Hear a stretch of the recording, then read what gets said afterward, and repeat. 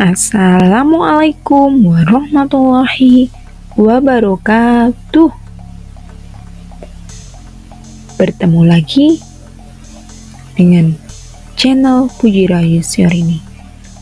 Pada kesempatan ini, saya akan mempresentasikan modul 1.4a61 refleksi terbimbing tentang budaya positif. Konsep-konsep yang telah saya pelajari pada modul ini adalah disiplin positif. Ketika mendengar kata disiplin, apa yang terbayang di benak Anda? Apa yang terlintas di pikiran Anda? Kebanyakan orang akan menghubungkan kata disiplin dengan tata tertib, teratur, dan kepatuhan pada peraturan. Kata disiplin juga sering dihubungkan dengan hukuman. Padahal itu sungguh berbeda, karena belajar tentang disiplin positif tidak harus dengan memberi hukuman. Justru itu adalah salah satu alternatif terakhir dan kalau perlu tidak digunakan sama sekali. Bapak pendidikan kita, Ki Hajar Dewantara, menyatakan bahwa di mana ada kemerdekaan, di situ harus ada disiplin yang kuat. Sungguh pun disiplin itu bersifat self-disiplin, yaitu kita sendiri yang mewajibkan kita dengan sekeras-kerasnya, tetapi itu sama saja. Sebab jikalau kita tidak cakap melakukan self-disiplin, wajiblah penguasa lain mendisiplinkan diri kita. Dan peraturan demikian itulah harus ada di dalam suasana yang merdeka. Dari Ki Hajar Dewantara, Pemikiran Konsepsi Keteladanan Sikap Merdeka, cetakan kelima 2013 halaman 470.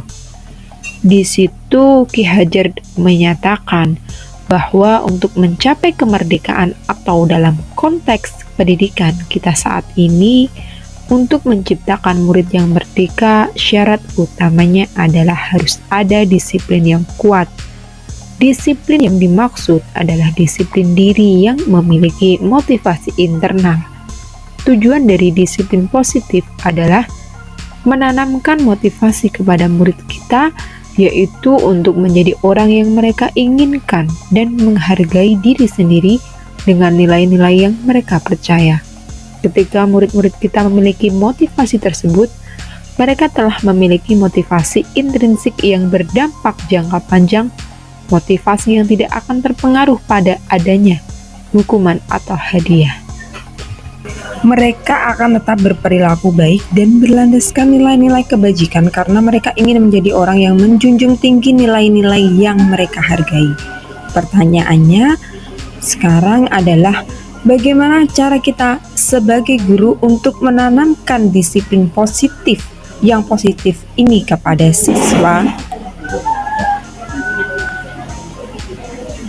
Caranya adalah dengan posisi kontrol guru, yaitu yang pertama adalah dengan posisi kontrol guru penghukum. Seorang penghukum bisa menggunakan hukuman fisik maupun verbal. Orang-orang yang menjalankan posisi penghukum senantiasa mengatakan bahwa sekolah memerlukan sistem atau alat yang dapat lebih menekan murid-murid lebih dalam lagi.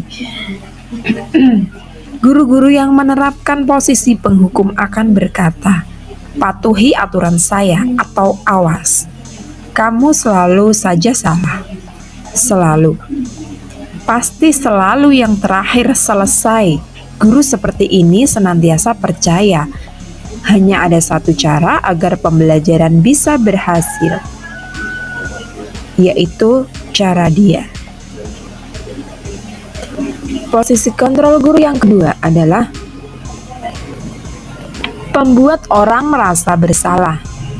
Membuat orang merasa bersalah. Pada posisi ini biasanya guru akan bersuara lebih lembut.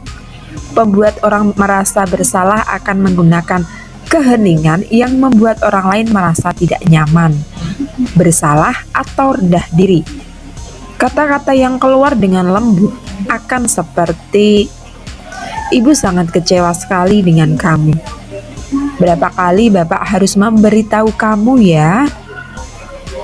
Gimana coba kalau orang tua kamu tahu kamu berbuat seperti ini?" Di posisi ini, murid akan memiliki penilaian diri yang buruk tentang diri mereka. Murid merasa tidak berharga dan telah mengecewakan orang-orang yang disayanginya.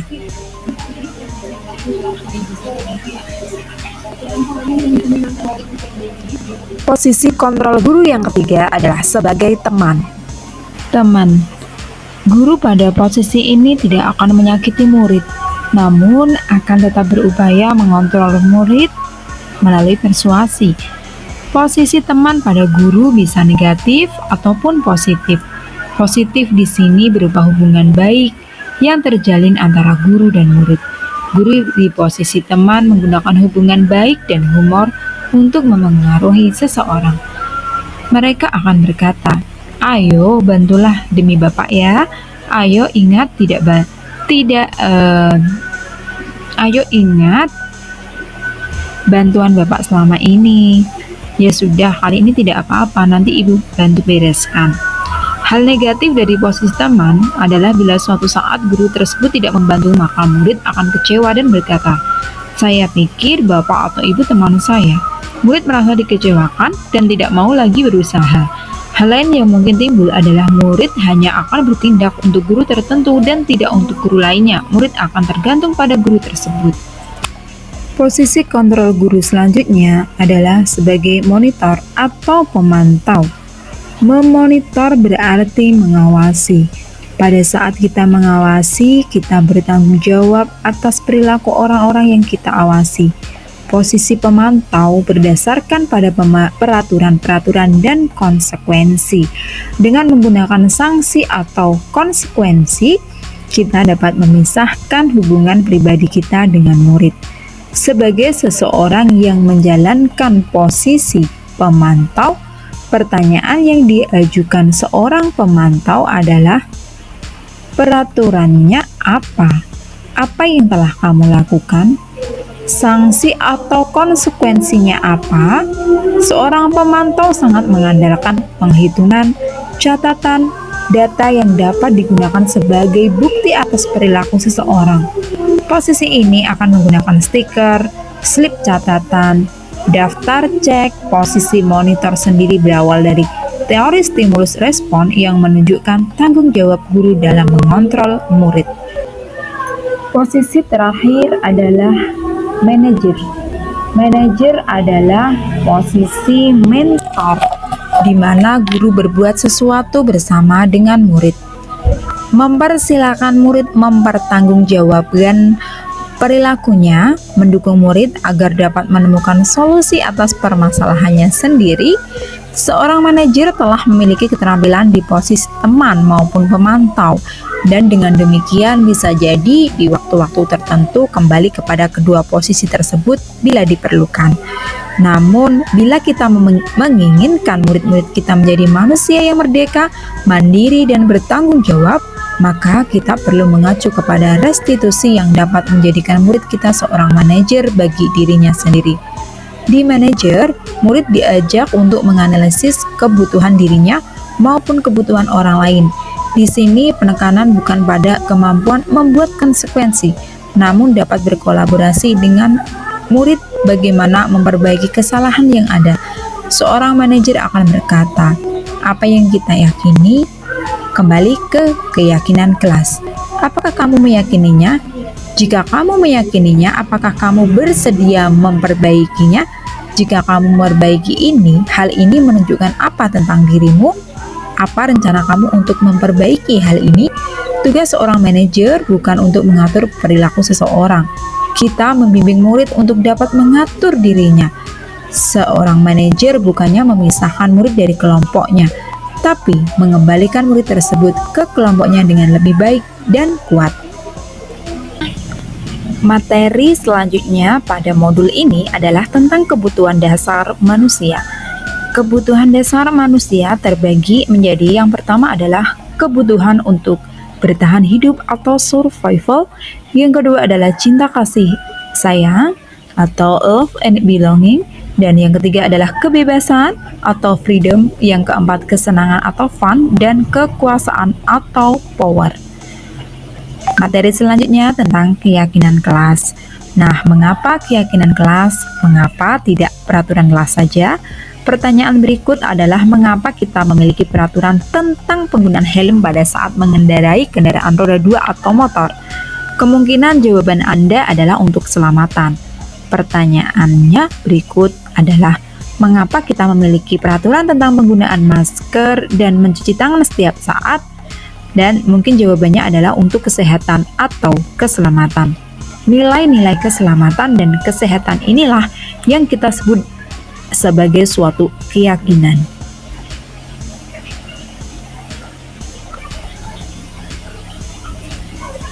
Keyakinan yaitu nilai-nilai kebajikan atau prinsip-prinsip universal yang disepakati bersama secara universal lepas dari latar belakang suku, negara, bahasa, maupun agama. Menurut Gosen, suatu keyakinan akan lebih memotivasi seseorang dari dalam atau memotivasi secara intrinsik. Seseorang akan lebih tergerak dan bersemangat untuk menjalankan keyakinannya daripada hanya sekedar mengikuti serangkaian peraturan. Murid-murid pun demikian. Mereka perlu mendengarkan dan mendalami tentang suatu keyakinan daripada hanya mendengarkan peraturan-peraturan yang mengatur mereka harus berlaku begini atau begitu. Materi selanjutnya adalah tentang segitiga restitusi. Restitusi sendiri adalah proses menciptakan kondisi bagi murid untuk memperbaiki kesalahan mereka sehingga mereka bisa kembali pada kelompok mereka dengan karakter yang lebih kuat atau dalam bukunya Gosen 2004. Dalam segitiga restitusi, yang pertama adalah menstabilkan identitas. Contohnya adalah setiap orang pasti pernah melakukan kesalahan. Kamu bukan satu-satunya yang pernah melakukan ini. Kemudian yang kedua adalah menanyakan keyakinan. Kamu ingin menjadi orang yang seperti apa? Keyakinan kelas apa yang telah kita sepakati? Yang ketiga adalah validasi tindakan yang salah. Contohnya, kamu tentu punya alasan mengapa melakukan itu. Adakah cara yang lebih efektif untuk mendapatkan apa yang kamu butuhkan? Sekian paparan refleksi terbimbing dari saya, Puji Rahayu Setiorini. Semoga bermanfaat. Jangan lupa klik like, subscribe, share, dan bunyikan loncengnya. Semoga bermanfaat. Wabillahi taufik wal hidayah. Wassalamualaikum warahmatullahi wabarakatuh.